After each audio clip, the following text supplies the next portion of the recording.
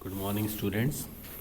In today's lecture of Workshop Technology 1, we will discuss about the properties of molding sand. Moulding sand जो mould और cavity बनाने के लिए हम use करते हैं उसमें कौन कौन सी प्रॉपर्टीज़ होनी चाहिए ताकि हमारी कास्टिंग साउंड बने और एज़ पर ड्राइंग हम उसको यूज़ कर सकें। तो सबसे पहली प्रॉपर्टी जो है मोल्डिंग सैंड की होनी चाहिए दैट इज़ परमेबिलिटी और पोरोसिटी भी बोलते हैं इसको, ठीक है ना। तो पहले हम डेफिनेशन की बात करते हैं कि परमेबिलिटी का मतलब क्या होता है। तो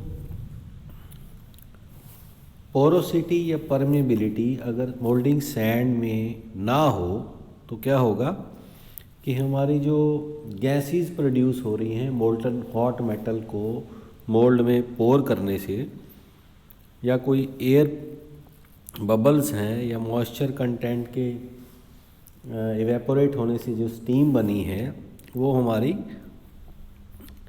एस्केप नहीं होगी, ठीक है ना, और that will be entrapped in the casting itself, तो जो कि हमारे लिए प्रॉब्लम क्रिएट करेगी कास्टिंग में, ठीक है ना, हमारी होलो कास्टिंग बन जाएगी। तो ये जो गैसेस जितनी भी प्रोड्यूस होती हैं ये एस्केप होनी चाहिए, वहाँ से निकलनी चाहिए। तो इसके लिए निकलने का रास्ता इसका मोल्डिंग सैंड के पार्टिकल्स के बीच में जो स्पेस होता है यानी कि पोरस होते हैं तभी ये निकल पाती है। इसका मतलब ये पोरोसिटी मोल्डिंग सैंड में एक डिज़ायरेबल प्रॉपर्टी है। तो अगर ना निकले तो क्या होगा, casting becomes you can say blistered, कि उसके स्किन के ऊपर क्रैक्स आ जाएंगे, ठीक है ना, कुछ क्रैक्स आ जाएंगे, कुछ ब्लो होल्स आ जाएंगे जो कि एक कास्टिंग का डिफेक्ट है, ठीक है ना। तो अब परमेबिलिटी की प्रॉपर्टी कौन सी तरह की ग्रेन्स में सबसे ज़्यादा होती है, तो जो कोर्स ग्रेन्स होते हैं, ठीक है ना, और राउंड ग्रेन्स। कोर्स तो हमारे इस तरह से हम करते हैं ना, कोर्स, फाइन, वेरी फाइन। तो कोर्स जितने मतलब सैंड के पार्टिकल्स साइज़ में बड़े होंगे यानी कि कोर्स पार्टिकल्स जो हैं और राउंड शेप के होंगे उसमें परमेबिलिटी की प्रॉपर्टी ज़्यादा होगी। और दूसरा फैक्टर जिस पे डिपेंड करती है परमेबिलिटी की, extent of rhyming the sand, कि हम पैटर्न को मोल्डिंग सैंड में रख के उसकी रैमिंग करते हैं रैमिंग हैमर से ताकि सैंड अच्छे से पैक हो जाए चारों तरफ। तो ये कितने अमाउंट में रैमिंग करी गई है कि एक्सटेंट ऑफ रैमिंग पे भी डिपेंड करती है हमारी परमेबिलिटी। अगर हम हार्ड रैमिंग कर देंगे तो सैंड पार्टिकल्स क्लोजली पैक हो जाएंगे, बट जिससे परमेबिलिटी हमारी डिक्रीज़ हो जाएगी। और दूसरी साइड पे अगर देखिएगा, अगर हम सॉफ्ट रैमिंग करते हैं तो परमेबिलिटी एग्जिस्ट करेगी, सैंड पार्टिकल्स थोड़े दूर दूर लोकेट होंगे तो गैशियस जो हमारी प्रोड्यूस हो रही है गैशियस एयर बबल्स, उनको एस्केप होने के लिए रास्ता आराम से मिल जाएगा, ठीक है ना। तो परमेबिलिटी ना होने से कौन कौन से डिफेक्ट्स आ रहे हैं, तो ये लिख रहा है कि ब्लो होल्स हैं, हमारे मोल्ड के ब्लास्ट होने के भी चांसेस, ठीक है ना। तो soft rhyming and clay addition in small amounts improves the permeability। Second जो प्रॉपर्टी है मोल्डिंग सैंड में होनी चाहिए दैट इज रिफ्रैक्टोरीनेस। अब रिफ्रैक्टोरीनेस की डेफिनेशन की बात करें तो it is the ability of the sand to withstand high temperatures without breaking down और फ्यूजिंग। ना तो वो हाई टेम्परेचर पे ब्रेक डाउन हो ना फ्यूज़ हो, कि वो अपनी शेप बनाए रखे हाई टेम्परेचर पे। This ability is called refractoriness. अब ये भी काफ़ी इंपॉर्टेंट प्रॉपर्टी है। इस प्रॉपर्टी को हम एक लिमिटेड तक ही एक्सटेंड इम्प्रूव कर सकते हैं, इंक्रीज़ कर सकते हैं, ठीक है ना।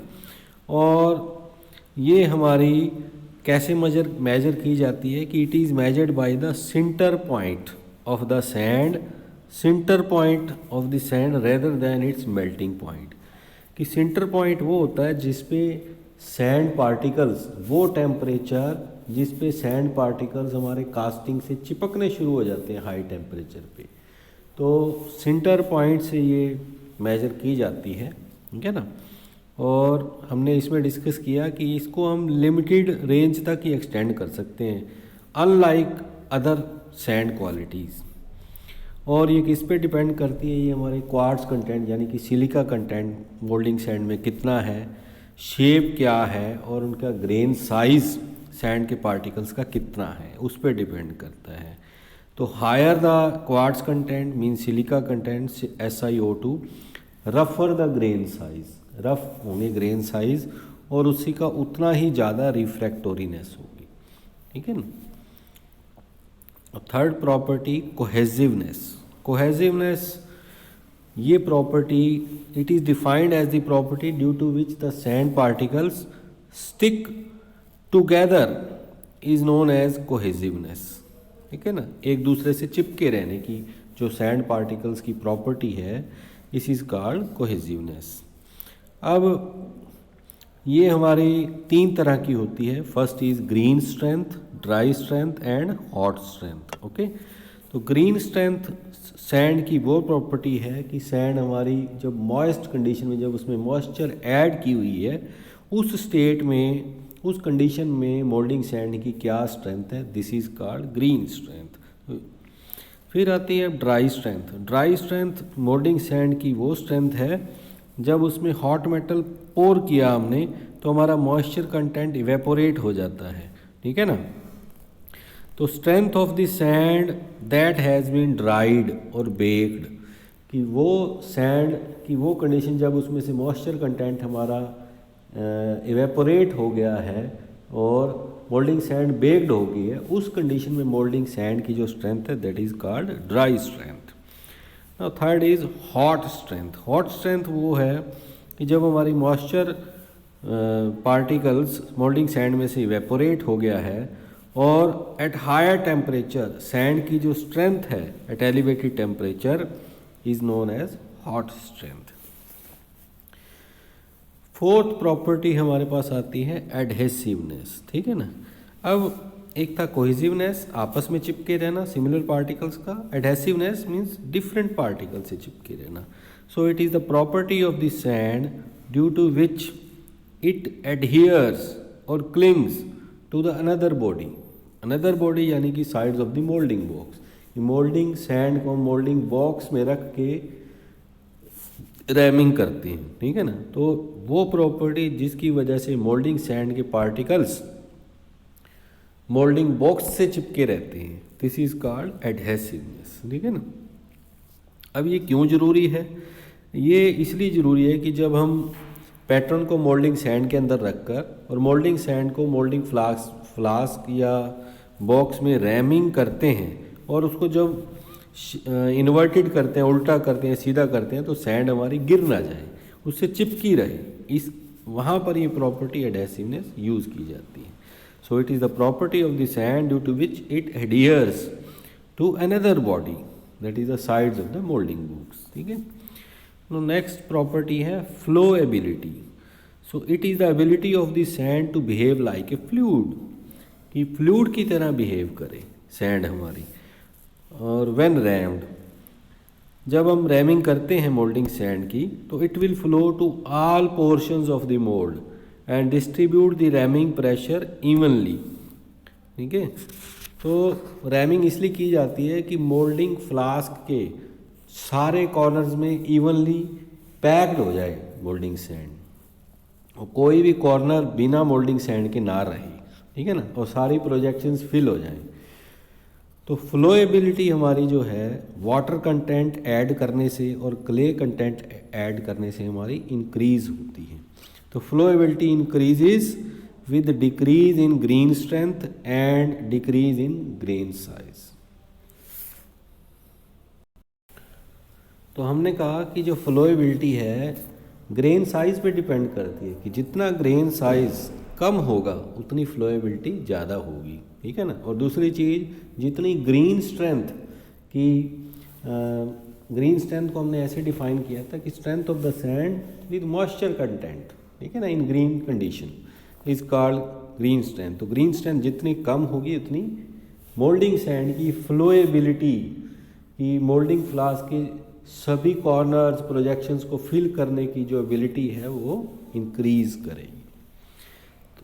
तो नेक्स्ट प्रॉपर्टी है हमारे पास कोलैप्सिबिलिटी।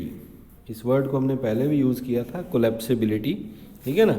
सो it is the property of the sand due to which the sand moulds breaks और कोलैप्स ऑटोमेटिकली और with some little force after the solidification of the casting occurs। कि जिस मोल्ड कैविटी में हमने hot metal को पोर किया है उसके सॉलिडिफिकेशन होते ही मोल्डिंग सैंड अपने आप वहाँ से हट जाए या कुछ थोड़ा सा प्रेशर फोर्स लगाने से वहाँ से मोल्डिंग सैंड आराम से हट जाए, ताकि हमारी कास्टिंग का जो प्रोडक्ट है, कास्टिंग जो है ईजिली बाहर आ जाए। इस प्रॉपर्टी, मोल्डिंग सैंड की इस प्रॉपर्टी को हम कोलैप्सिबिलिटी बोलते हैं, कोलैप्स हो जाती है, ठीक है ना। तो अगर कोलैप्स ना हो तो क्या होगा, तो हमारा जो है free contraction of the solidifying metal को रेजिस्ट करेगी ये, कि हमारी मोल्डिंग सैंड अगर कोलैप्स नहीं होगी तो हमारी सॉलिडिफिकेशन मेटल का जो कॉन्ट्रैक्शन हो रही है वो फ्रीली नहीं होगी, उसमें कुछ रेजिस्टेंस ऑफर करेगी, ठीक है ना। इसकी वजह से moulding sand you can say casting के सरफेस के ऊपर टीयर और क्रैक्स आ जाते हैं। तो ये किस पे डिपेंड करती है, ये भी हमारी कौन सी मोल्डिंग सैंड यूज़ कर रहे हैं, टाइप ऑफ बाइंडर और टेम्परेचर क्या है उसका, जब हॉट मेटल को हमने पोर किया है, और कितने टाइम तक कांटेक्ट में रहा है हमारा, ठीक है ना, मेटल मोल्डिंग सैंड के, उस पर डिपेंड करता है। तो ये 4 फैक्टर्स है जिस पे कोलैप्सिबिलिटी डिपेंड करती है। तो next property is reusability. As the name indicates कि रीयूज, ये मोल्डिंग सैंड को हम ऐसी प्रॉपर्टी मोल्डिंग सैंड की जिसकी वजह से हम उसको बार बार यूज़ कर सकें, दिस इज़ कॉल्ड रीयूजेबिलिटी, ठीक है ना। अब ये क्यों करते हैं, क्योंकि इकोनॉमी, हमारी कॉस्ट, कास्टिंग की कॉस्ट कम बने, उसी मोल्डिंग सैंड को हम बार बार यूज़ कर सकें। और द मोल्डिंग सैंड, इसमें रीयूजेबिलिटी में कि मोल्डिंग सैंड हमारी मोल्डिंग कास्टिंग से ना चिपके, और it should not chemically react with the metal, metal से भी रिएक्शन ना करे, तभी उसको हम रीयूजेबिलिटी कर सकते हैं। जैसे कि सिंथेटिक सैंड है हमारी, ठीक है ना, फॉर एग्जांपल सिंथेटिक सैंड को हम बार बार रीयूज़ कर सकते हैं। तो next property is durability. Durability यानी कि मोल्डिंग सैंड इसी से रिलेटेड है रीयूजेबिलिटी से, कि वही मोल्डिंग सैंड हम बार बार यूज़ कर रहे हैं, repeated cycles of heating and cooling during casting operations, this is known as durability. कि हमारी मोल्डिंग सैंड बियर कर सके रिपीटेड क्या cycles of heating and cooling, ठीक है ना। तो मतलब मोल्डिंग सैंड की लाइफ ज़्यादा है, बार बार यूज़ कर रहे हैं, ख़राब नहीं हो रही, ठीक है ना। और नेक्स्ट लास्ट प्रॉपर्टी है फाइननेस। तो fine sand moulds that is small grain size resist metal penetration, कि मोल्डिंग सैंड के अगर ग्रेन्स फाइन होंगे, स्मॉल डायमीटर ग्रेन्स होंगे, ठीक है ना, तो उसमें मेटल में एंटर नहीं करेगी हमारी, ठीक है ना, मेटल एंटर नहीं कर पाएगा and produces smooth casting surface. इसकी वजह से हमारा कास्टिंग का जो सरफेस है वो स्मूथ बनेगा, जो कि हम चाहते हैं, ठीक है ना। सो ये हमारी मोल्डिंग सैंड की प्रॉपर्टीज़ थी, हमने 1 बाय 1 डिस्कस की। काफ़ी इंपॉर्टेंट क्वेश्चन है, फाइनल पेपर में कई बार पूछा जाता है। So take care, thank you, meet you in the next lecture.